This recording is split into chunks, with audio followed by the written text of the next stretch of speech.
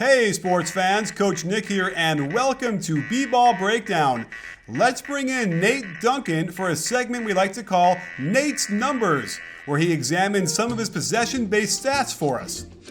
After a crazy fast first half in Game 1, in which the Warriors' 60 points were compiled on 55 possessions, in Game 2 their 57 points were scored on a mere 44 possessions, much slower than the average NBA game. Why was the pace so slow with these two high-octane teams? Well, the Warriors and Thunder, but especially the Warriors, really hit the offensive glass. The Warriors corralled 43% of their missed shots as offensive rebounds, and then a further 5 in the first half went out of bounds for team offensive rebounds. So the Warriors were getting more than 50% of their missed shots back in their possession. That's why, despite shooting relatively poorly from the field in the first half, they were able to compile a fantastic 130 offensive rating in the stanza. Now let's break into some clips to show what happened in the game. Midway through the first, when Iguodala gets the rebound, he breaks right up the court, and this kind of speed instantly gets the OKC defense out of shape. It's kind of hilarious to see waiters pointing to Russ to pick up his man, then tell Cantor of all people to go pick up Steph Curry. He should have picked up Curry and let Cantor hustle to get to Draymond. All the Warriors have a mandate to roast Cantor any chance they get, and so it begins. Again, they want to get Cantor involved in the pick and roll, get the switch they want, then Russ comes late to pick his man up again, but they escape with the Iggy miss. Barnes tracks the long rebound down, and let's just watch Russell Westbrook as he navigates the weak side against Curry. He has absolutely no idea where the ball is until it's already in Curry's hands going up for the shot. Can you hear me shaking my head? Steph wasn't the only one who had a great first quarter. Russ had his way in the first 12 minutes, throwing this dime to Adams when Ezeli loses connection to him under the hoop. Perfect timing and accuracy. The Warriors allowed Russ to get to the rim early and often, and here's a taste when Draymond can't stay in front of him and Russ gets the layup to fall. The Thunder were definitely guilty of running this play way too often, setting a pin down for Durant before he sets the ball screen up top. Durant is much more comfortable going against Livingston than Iguodala, so he takes his time, rips through high, then keeps going till he can sidestep his man and finish strong over Spates.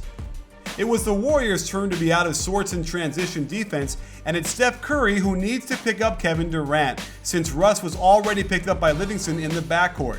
He's way out of position, and no one else can get there, so KD says thanks before slashing the three. Even in the close game, I'm detecting some bad body language theater here. Check out Ibaka calling for the ball in the post against Draymond, which is strange, but then look at his reaction when KD doesn't give it to him. Durant turns this into the vaunted Durant-Adams pick and roll, and while he knocks it down, it's heavily contested. Just a tough shot. Durant had a heck of a second quarter, despite Dion frickin' Waiters missing him open for the lob. He quickly finds him coming across when Draymond is a split second late, reacting. Down 2, here's a play the Thunder usually run once a game for Robertson, but this time they put KD in his place in the weak side corner. A simple high ball screen to the right happens, and Iguodala is ignoring the play to stay glued to KD. However, that opens up the alley-oop, not a very accurate pass. Draymond was right there but can't tip it away, and Durant has another 2 points. Out of high horns, Green and Bogut set the wedge, and when Bogut causes Russ to get hung up, Curry uncorks this one-handed hook pass right by Adams for another assist. Curry got going in the third, unlocking beast mode. Watch how Russ switches this unnecessarily. He could have stayed with Steph, but instead he gives Ibaka that assignment, who in turn wants Adams to switch on to Steph Curry. What?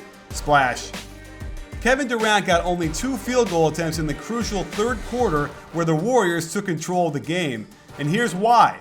With Draymond guarding Robertson, he can be free to literally just stand at the elbow and eliminate KD's attack. The clock winds down, OKC looks confused, and when Russ comes up to the wing, he brings Steph with him, who gets the steal, and the Warriors are off. On the driving layup, KD gets away with the contact in the air, and then Curry and Durant exchange phone numbers a little bit before Curry pops up, sprints to the three-point line, and catches KD too far behind the play. He fouls the three-point shooter and gets a less than earned technical, essentially a 4-point play. This was a big mistake on KD's part, and he can't afford to lose his composure on the road. Even earlier in the third, there was some serious bad body language theater as KD just started walking up the court. Perhaps he was frustrated by how they were guarding Robertson, but here, when he tries to slip the screen, he just takes Steph Curry out with an offensive foul and a turnover. More bad body language as Durant just walks up the floor again. He can't be tired, the third quarter just started. But Russ doesn't wait for anybody, going way too fast and just tosses it up. A missed layup at a point where this game was still close. More reasons KD wasn't getting shots. They run this play way too often, and the Warriors can easily take it away when Draymond denies the KD pass, Bogut rotates over to cover Adams, blowing up their offense. Draymond can now stay there and shadow KD till he gives it up. This was great defensive rotation until Bogut didn't realize Adams was now his man, no containing the pick and roll, and Russ gets free throws. More great defense on KD as they continue to run the same play for him. This time, with Bogut sinking down while ignoring Robertson, Klay can switch onto KD knowing Bogut is there to cover for him. There's just no way for Durant to get the ball, and these possessions continue to be blown up by having Robertson out there. This time, Draymond leaves Adams all alone to shadow KD at the three-point line. Again, he can do this because Bogut is on Robertson and can hover around the paint. This was just about KD's fourth turnover of the quarter, but Russ tracks down the bad pass, and I'm sure the Warriors will let Robertson take these kind of shots all game long. You won't believe it, folks, but it's another pin down on the right side, and watch this. Bogut flies out hard to strip it, and he can do this because he knows Draymond has his back. Watch how Green rotates hard to the midline, and then watch how Curry moves on a string to help on Ibaka. This is picture-perfect weak-side defense, and it allows Bogut to strip KD, and they're off to the races for another open jumper by Steph. As the game got out of hand, watch Russell Westbrook's effort. He doesn't sprint to get back on Curry, and this becomes a problem when he has to pick up Klay and Durant has to guard Curry. Curry lulls him to sleep before breaking up for the handoff. Just watch how Durant turns completely the wrong way to get around the screen, and Steph gets another wide open look. So there you have it, sports fans. There are no easy answers to the Robertson conundrum. With either Bogut or Draymond on him, the Warriors' defense will make life miserable for Durant. And without his volume scoring, the Thunder have no chance in this series.